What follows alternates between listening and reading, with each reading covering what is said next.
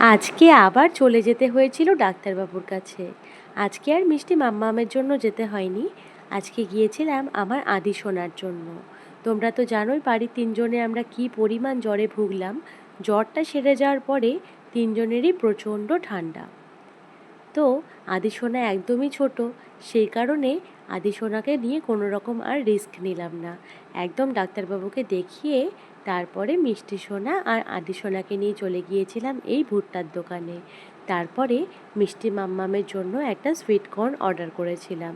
কত সুন্দর করে লাল গুলের আঁচে সমস্ত ভুট্টাগুলোকে ভালো করে সেঁকে তারপরে তার মধ্যে পাতিলেবুর রস, বিট লবণ আর কাঁচা লঙ্কা বাটা দিয়ে খুব সুন্দর করে ভুট্টাটাকে আমাদের সামনে প্রেজেন্ট করছিল।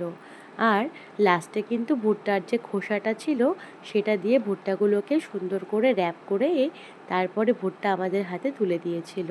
এরপরে আমরা ফুচকা খেয়ে বাড়ি চলে এসেছিলাম। আজকের সন্ধ্যাটা কিন্তু আমাদের বেশ ভালোই কাটলো। তাহলে আজকের মতন এখানে টাটা।